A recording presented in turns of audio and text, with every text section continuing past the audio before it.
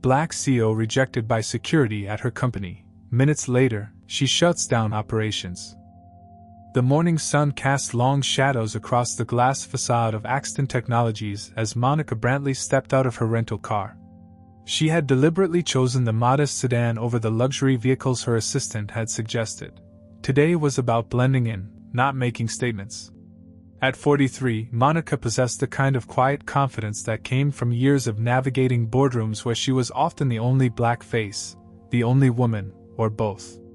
She adjusted her navy blazer and checked her watch, 9:47 a.m. Perfect timing. The quarterly reports she'd studied during her red-eye flight from Chicago painted a picture of a company with solid fundamentals but troubling undercurrents. Employee satisfaction surveys buried in appendices, HR complaints that seemed to vanish into bureaucratic black holes, and turnover rates that spiked suspiciously in certain departments. But numbers only told part of the story. Monica had learned long ago that culture revealed itself in the smallest interactions, in the spaces between official policies and daily realities. The Axton building rose 12 stories into the Seattle sky, its chrome and glass exterior reflecting the city's tech ambitions. As Monica approached the main entrance, she noticed the security checkpoint, a modern glass booth flanked by turnstiles that required keycard access. 2 guards sat inside, both white men in their 30s, one scrolling through his phone while the other worked on what appeared to be a crossword puzzle. Monica walked directly to the security window, her heels clicking softly on the polished concrete. The guard with the crossword looked up with barely concealed annoyance. "Help you?" His tone suggested he'd rather not. "Good morning. I'm here to see David Chin, your COO. I have a meeting scheduled." Monica's voice was warm but professional, the kind of tone that had closed million-dollar deals. The guard, his nameplate read, Derek Mullins, didn't bother to check any schedule or visitor log. Instead, he gave Monica a once-over that lingered uncomfortably long. His partner, Jason Torres, according to his badge, finally looked up from his phone, apparently drawn by some unspoken signal. "You sure you're in the right place, lady?" Torres asked with a smirk. "The temp agency is about 6 blocks down on Pine Street. They do a lot of placement for cleaning services, food service, that kind of thing." Monica felt the familiar tightness in her chest, the same sensation she'd experienced countless times throughout her career. She breathed slowly, maintaining her composure. "I'm not here about employment. I have an appointment with David Chin." Mullins chuckled, not bothering to hide his amusement. "Look, I don't know what game you're playing, but the COO doesn't take meetings with randos who walk in off the street. You got any ID? Any proof of this so-called appointment?" Without hesitation, Monica reached into her purse and produced her driver's license along with a business card. She slid both through the security window slot. Mullins barely glanced at them before sliding them back. "Monica Brantley," he read aloud, mispronouncing her last name. "Never heard of you. And this business card, Strategic Acquisitions Consultant, sounds like fancy talk for someone trying to sell something we don't need." Torres leaned forward, studying Monica with theatrical interest. "You know what I think? I think you saw our job posting online and figured you'd try to impress someone by showing up unannounced. Might work at some places, but not here. We have standards." The word standards hung in the air like a challenge. Monica recognized the coded language, the subtle, and not so subtle, ways people like Torres and Mullins communicated their biases. She had encountered their type before, gatekeepers who wielded their small amount of authority like weapons, using company policies as shields for their prejudices. "I understand you're doing your job," Monica said evenly, "but I'd appreciate it if you could call Mr. Chen's office to confirm my appointment. I'm sure there's been some miscommunication." Mullins made an exaggerated show of looking at his computer screen, clicking a few keys without any real purpose. "Nope, nothing here. And you know what? Even if there was, Mr. Chin is way too busy to meet with every person who claims to have business with the company. Maybe try sending an email like everyone else." Torres snickered. "Or better yet, try the loading dock around back. They're always looking for delivery drivers. Probably more your speed anyway." The comment hit like a slap, not just for its obvious racism but for the casual cruelty behind it. Monica had faced discrimination before, but rarely with such brazen confidence. She realized that these men saw her as nothing more than an annoyance to be dismissed, someone so far beneath their notice that they felt free to abandon even the pretense of professionalism. "I see," Monica said quietly, memorizing both their names and badge numbers. "And there's no supervisor I could speak with? Someone who might have access to more complete scheduling information?"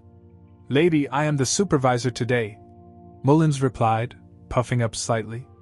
"My partner and I have been working security here for 3 years. We know who belongs and who doesn't. And I'm telling you, you don't belong here."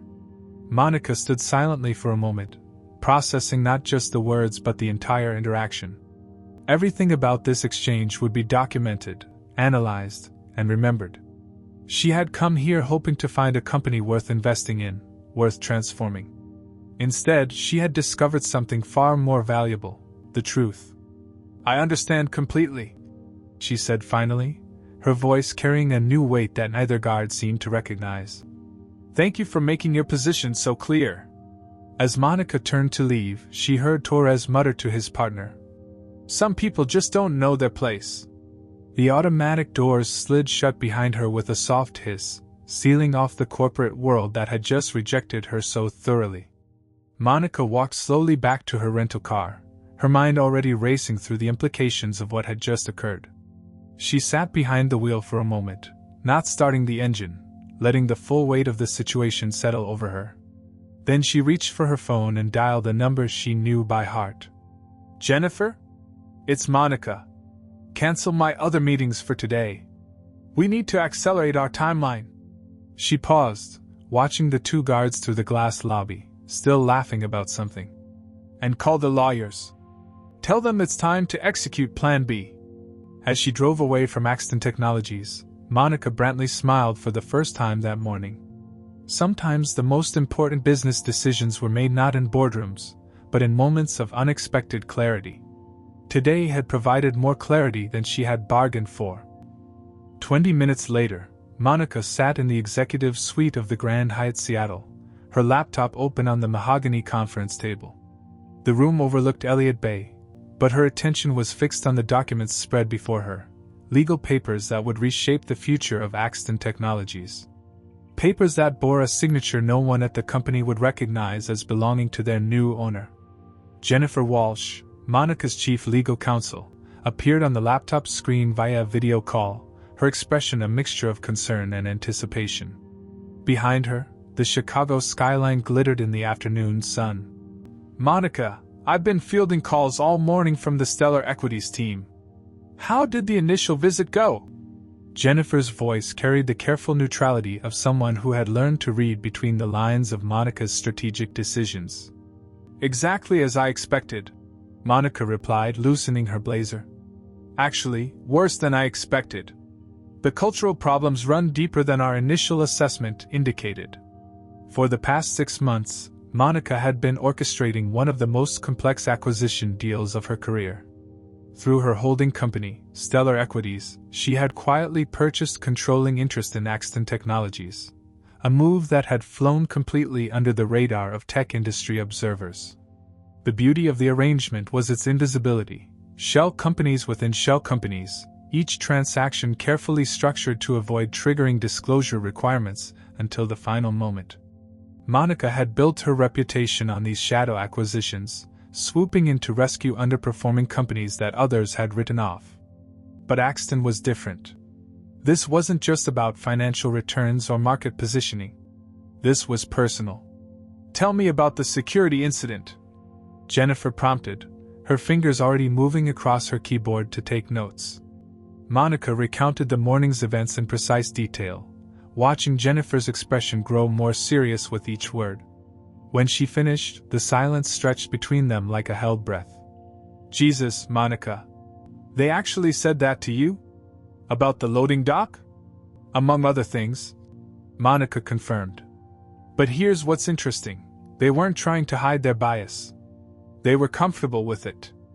That tells me everything I need to know about the culture David Chen and his leadership team have allowed to fester.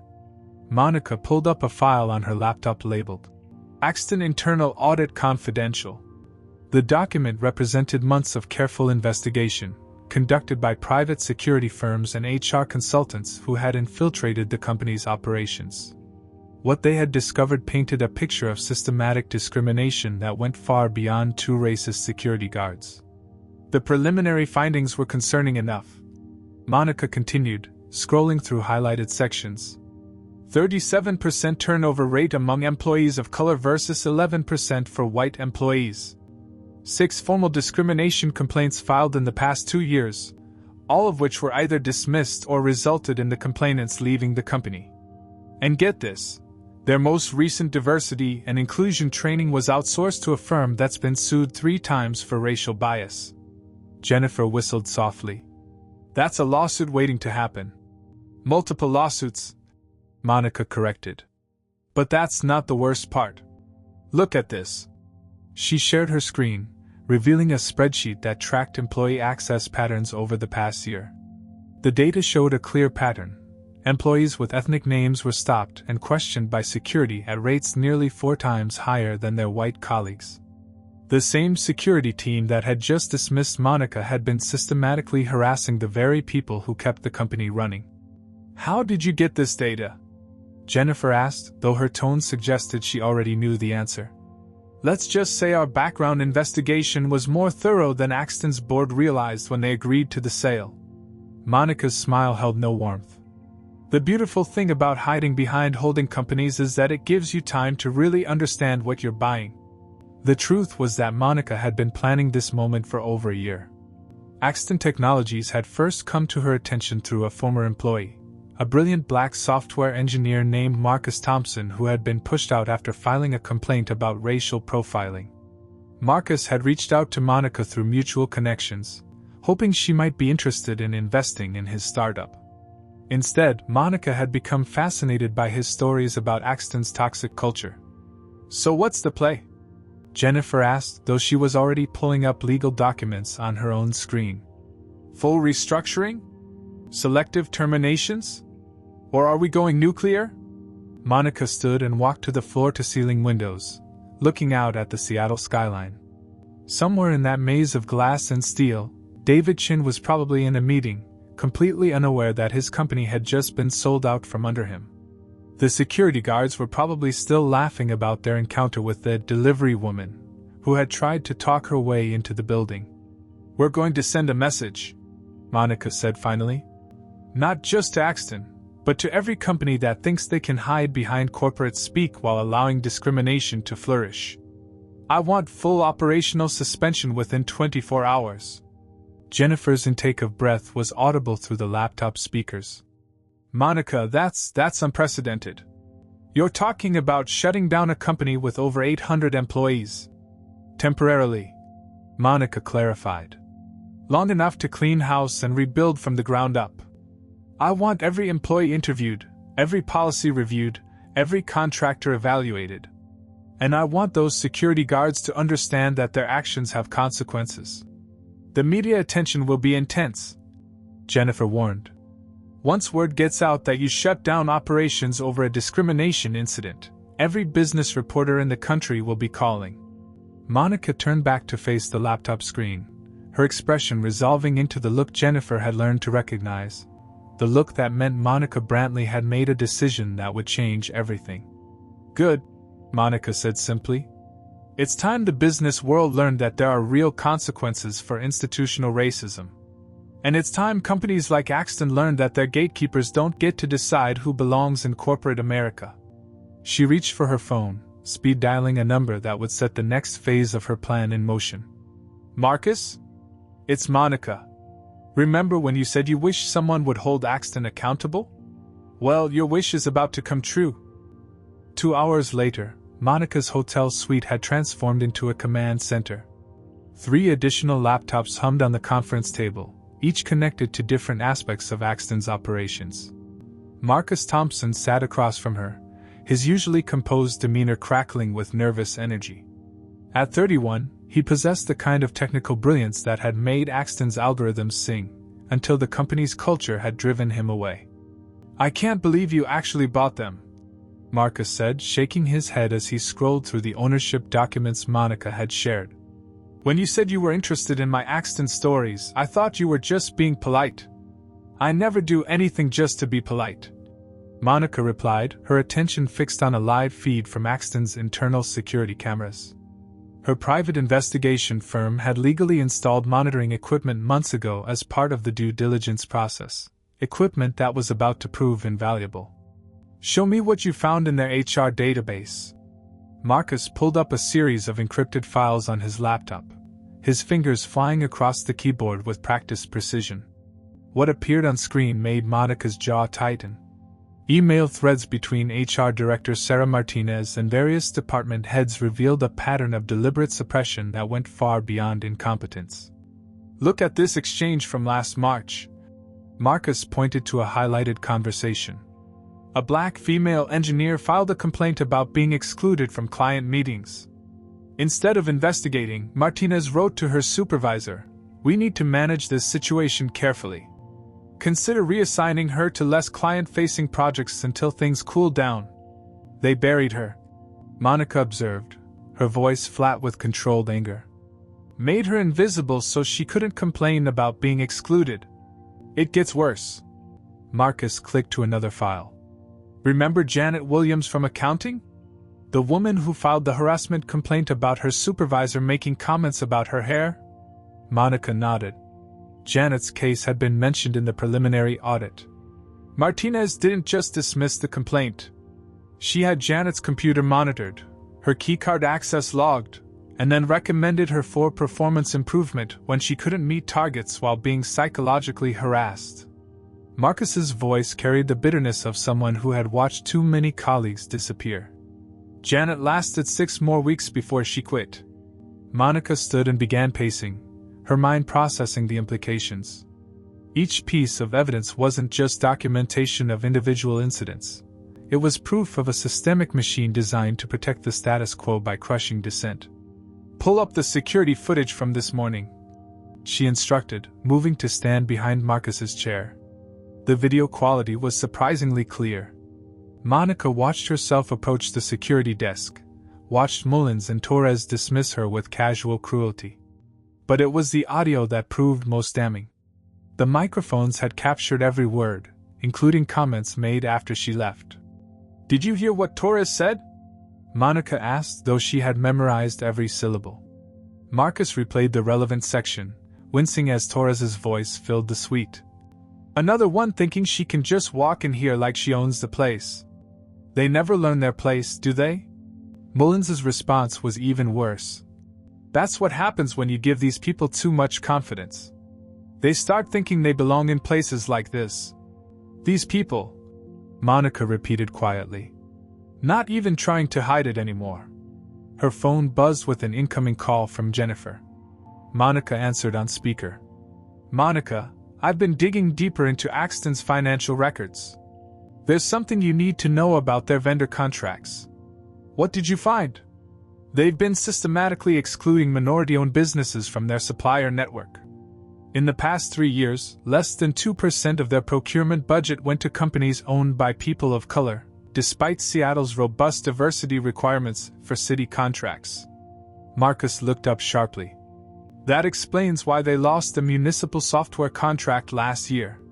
The city required 30% minority vendor participation. There's more," Jennifer continued. "I found correspondence between David Chen and the procurement team. He explicitly instructed them to prioritize cultural fit over diversity requirements, even if it meant losing city business." Monica felt something cold settle in her chest. This wasn't just about individual bias or unconscious prejudice. This was systematic, intentional exclusion orchestrated from the top. David Chin, the COO she had planned to meet with that morning, was actively perpetuating a system designed to keep people like her, like Marcus, like Janet Williams, on the outside. "Jennifer, how quickly can you execute a complete operational shutdown? We can serve papers by 4 p.m. today. Full suspension of operations by 6 p.m. Marcus stared at Monica in amazement. You're really going to shut them down? The entire company? The entire company, Monica confirmed. But first, I want every employee to understand why this is happening. She moved to her own laptop and began composing what would become the most important message of her career. Every word would be scrutinized, analyzed, and debated in business schools for years to come. Marcus, I want you to send a company-wide email from your old Axton account. Can you still access it? They never deactivated it, he said with a wry smile. Typical Axton efficiency. Perfect. Send this message to every employee. Important announcement regarding company ownership and immediate operational changes. All staff report to the main conference room at 5 p.m. today for mandatory meeting. Attendance is required. That's going to cause panic, Marcus warned. Good, Monica replied, her fingers still flying across the keyboard as she finalized the legal documents that would transform Axton Technologies forever. Panic means people are paying attention.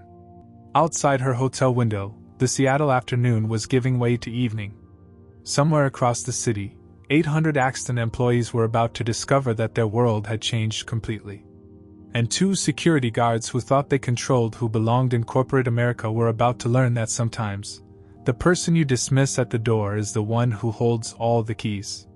Monica looked at her watch, 3:47 p.m. In just over an hour, Axton Technologies would cease to exist as they knew it. At exactly 4:58 p.m., Monica Brantley walked through the front entrance of Axton Technologies for the second time that day. This time, however, she was flanked by 2 attorneys from Seattle's most prestigious corporate law firm and a team of federal marshals carrying sealed envelopes. The same security guards who had dismissed her that morning looked up in confusion as the official procession approached their station. Derek Mullins straightened in his chair, his earlier swagger replaced by uncertainty. "Ma'am, I'm going to need to see some identification from your entire group." Monica smiled with Arctic politeness. "Of course." She handed over the same driver's license he had barely glanced at 8 hours earlier. This time, he studied it carefully, his face growing pale as recognition slowly dawned. You were here this morning," he stammered. "Yes, I was. Derek Mullins, badge number 3347, you are hereby served with a notice of immediate termination." One of the attorneys stepped forward, placing an official document in Mullins's trembling hands. "Jason Torres, badge number 3351, same notice." Torres shot to his feet, his phone clattering to the floor. "What the hell is going on? You can't just... Who are you people?" "I'm Monica Brantley, majority owner of Axton Technologies as of 9 a.m. this morning," Monica announced, her voice carrying clearly through the lobby. A small crowd of employees had begun to gather, drawn by the commotion. "And you're both fired." The color drained from Torres's face. Behind the security desk, a growing murmur of voices filled the lobby as words spread through the building like wildfire. Employees emerging from elevators stopped mid-stride, pulling out phones to capture the unprecedented scene unfolding before them. "This is impossible," Mullins protested, clutching the termination papers. "Nobody told us about any ownership change. You can't just..." "Actually, I can." Monica turned to address the growing crowd. "As of this moment, Axton Technologies is under new management. All employees are to report to Conference Room A immediately for a mandatory company meeting." Marcus appeared at Monica's shoulder, laptop in hand. "The email went out 15 minutes ago. David Chen and the entire C-suite are waiting upstairs. They look confused." Monica nodded, then addressed the marshals. "Please escort these former security guards from the premises. Their access has been revoked." As Mullins and Torres were led away, still protesting their innocence, Monica made her way through the growing crowd of employees toward the elevators. She could hear fragments of whispered conversations.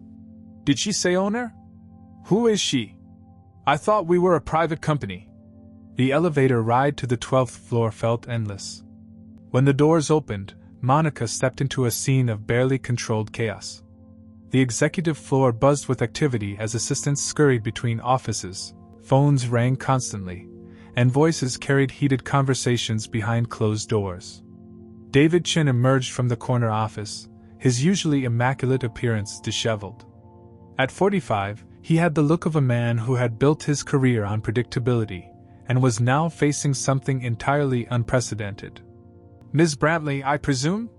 His voice carried forced calm. "I think there's been some sort of misunderstanding.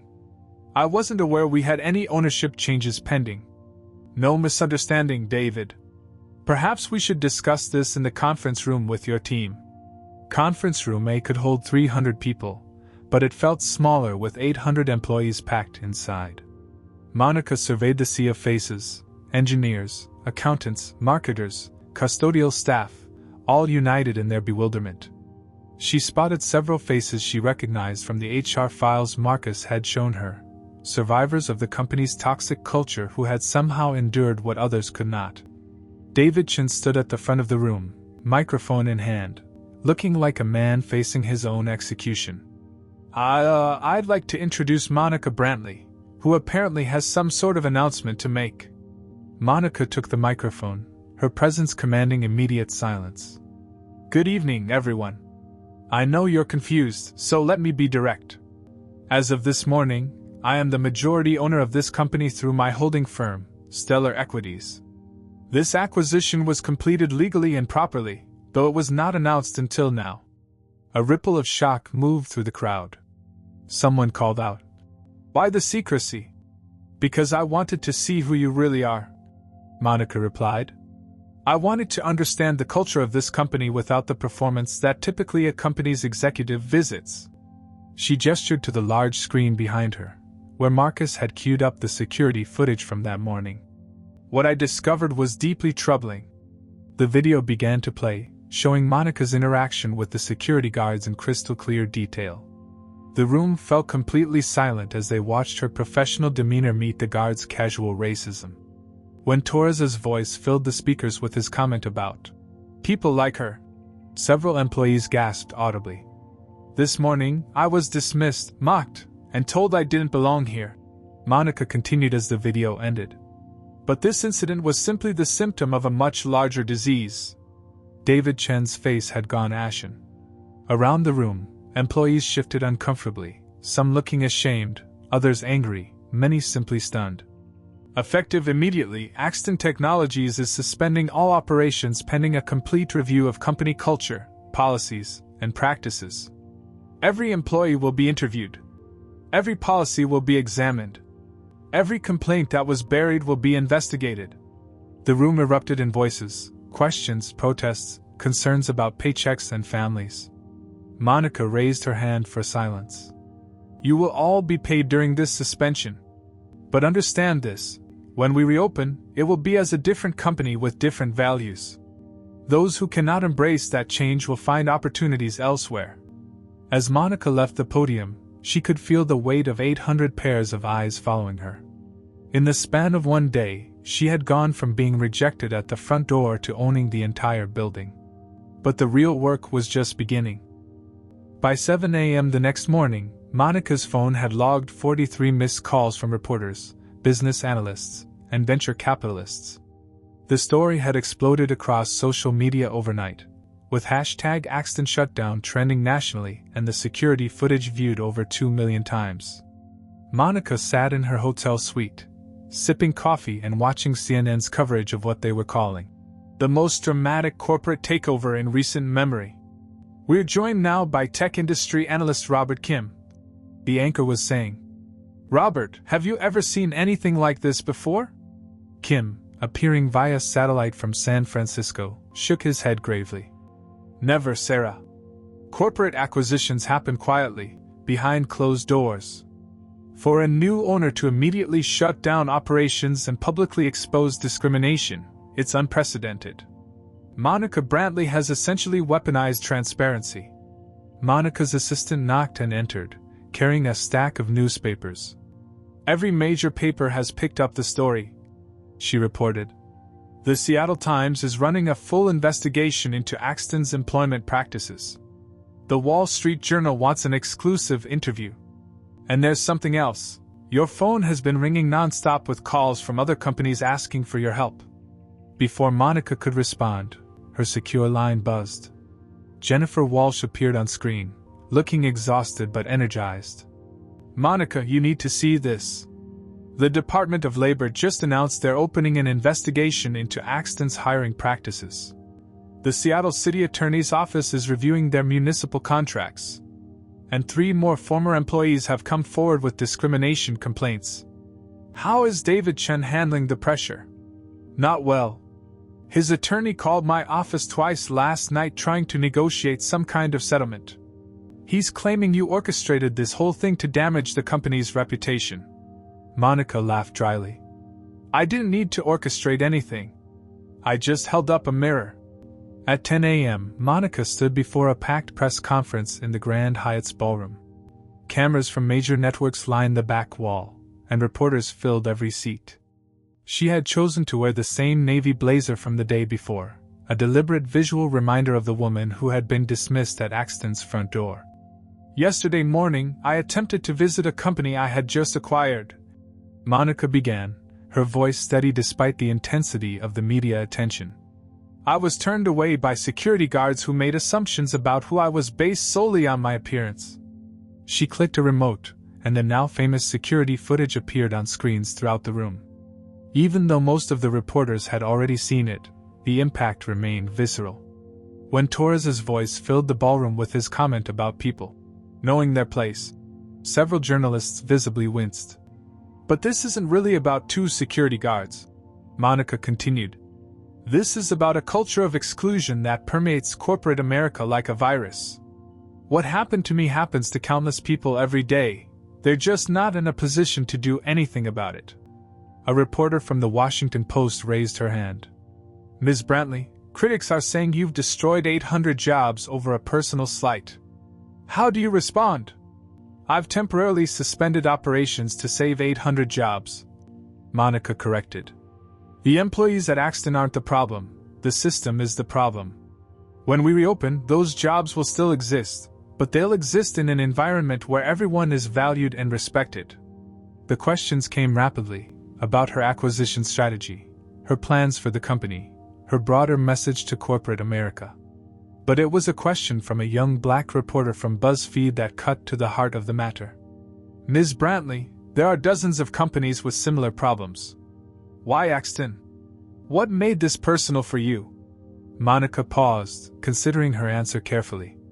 Because Marcus Thompson, a brilliant engineer who should have been promoted years ago, was driven out of Axton for demanding basic respect.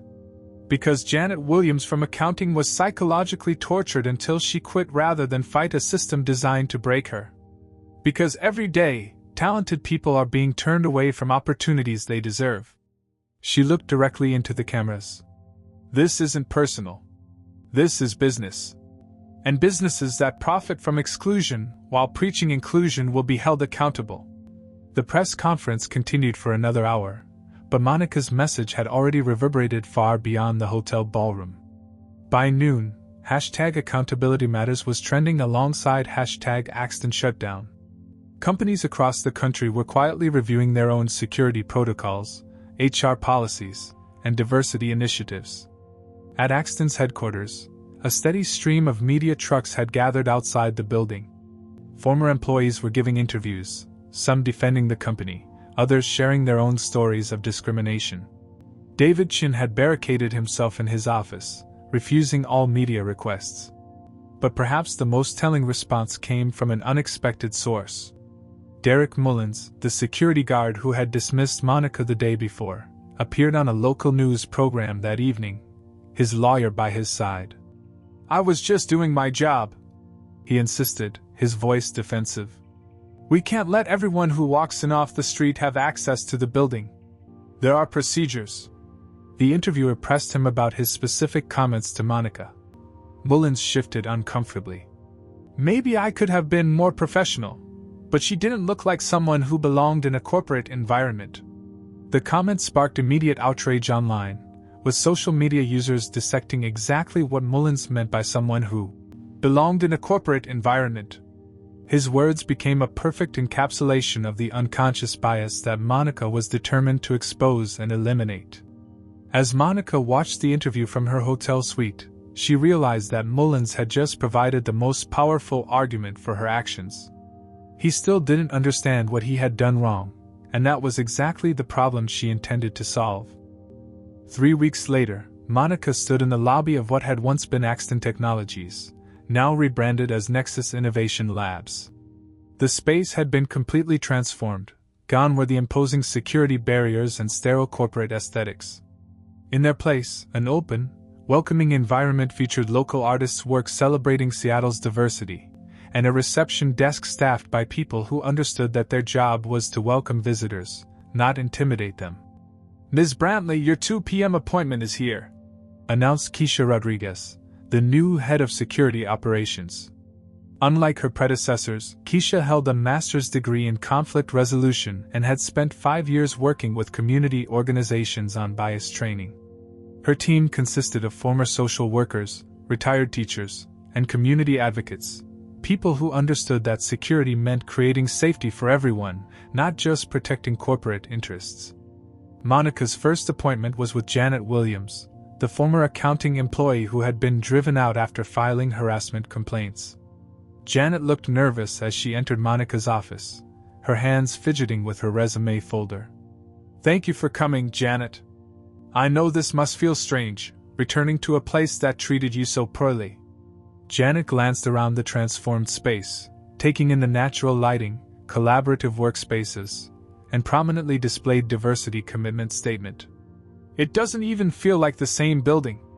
When Marcus called and said you wanted to interview me for the CFO position, I thought he was joking." "I don't joke about talent," Monica replied, settling into her chair. "Your background in financial analysis is exactly what we need, but more importantly, you understand what it means to fight for what's right, even when it costs you personally." Over the past 3 weeks, Monica had personally interviewed over 200 people, current employees, former employees, and external candidates. Her hiring philosophy was simple. Technical competence was the baseline, but cultural fit meant something entirely different now. She wanted people who would speak up against injustice, who would challenge assumptions, who would create the kind of workplace where everyone could thrive. Marcus Thompson knocked and entered, his energy noticeably different from their clandestine meeting weeks earlier. As the new Chief Technology Officer, he carried himself with the confidence of someone finally valued for his contributions. "The 3 p.m. team meeting is ready," he announced. "The engineering department is excited to present their new diversity-focused recruitment algorithm." Monica smiled. One of her first initiatives had been to turn Axton's own technology against its discriminatory practices. The new algorithm would help companies identify and eliminate bias in their hiring processes, a tool that could revolutionize how corporate America approached diversity. The afternoon team meeting showcased the remarkable transformation that had occurred. Department heads who had survived the cultural audit sat alongside new hires who brought fresh perspectives and bold ideas. Sarah Martinez, the former HR director, was notably absent. Her resignation had been one of the first changes implemented. "Our pilot program with the Seattle School District is exceeding expectations," reported Dr. Amara Okafor, the new head of human resources. A former civil rights attorney, she brought both legal expertise and genuine passion for equity. "They're seeing a 40% increase in diverse candidate pools since implementing our bias detection software." David Chin, surprisingly, had remained with the company, but in a dramatically reduced capacity. During his interview with Monica, he had broken down completely, admitting that he had been aware of the discrimination but had convinced himself that addressing it would hurt the company's bottom line. His genuine remorse and commitment to change had earned him a second chance as a senior developer, reporting to Marcus rather than leading. "I want to make this right," he had told Monica during that difficult conversation. "I want to be part of the solution." As the meeting concluded, Monica walked through the building, observing the transformation that extended far beyond cosmetic changes. In the break room, she overheard conversations in multiple languages as employees from diverse backgrounds collaborated on projects. The walls displayed recognition for achievements in both technical innovation and community impact. The most profound change was evident at the building entrance. Where Derek Mullins and Jason Torres had once wielded their prejudices like weapons, visitors now encountered Keisha's team, trained professionals who saw their role as creating bridges rather than barriers. Monica paused at the entrance, remembering her experience 3 weeks earlier. A young Latina woman approached the reception desk, looking nervous about her job interview. Instead of suspicion and dismissal, she received a warm greeting, clear directions, and genuine encouragement. "Good luck in there," Keisha told the young woman. "We're excited to meet you." Monica's phone buzzed with a text from Jennifer. "Harvard Business School wants to make Nexus a case study in rapid cultural transformation. Also, the Department of Labor has officially cleared us of all investigations. Congratulations, you've created something unprecedented." As Monica watched the job candidate disappear into the elevator with confidence rather than defeat, she reflected on the journey that had brought them here. 3 weeks ago, she had been dismissed as someone who didn't belong. Today, she had created a place where everyone belonged. The security footage from that morning had been viewed over 10 million times, sparking conversations in boardrooms across the country. Other companies were quietly reaching out to Monica, asking for guidance on their own cultural transformations. The Nexus model was becoming a template for change. Monica walked toward the elevators, and something remarkable happened, something that would have been unthinkable just weeks earlier. Every person she passed nodded respectfully, smiled genuinely, or offered a warm greeting. Not because she was the owner, but because she had created a culture where mutual respect was the foundation of every interaction. As the elevator doors closed behind her, Monica realized that the most important door had been the one Derek Mullins had tried to slam in her face. His rejection had opened something far more significant, a pathway to the kind of workplace America could become, if only more people had the courage to hold open the door.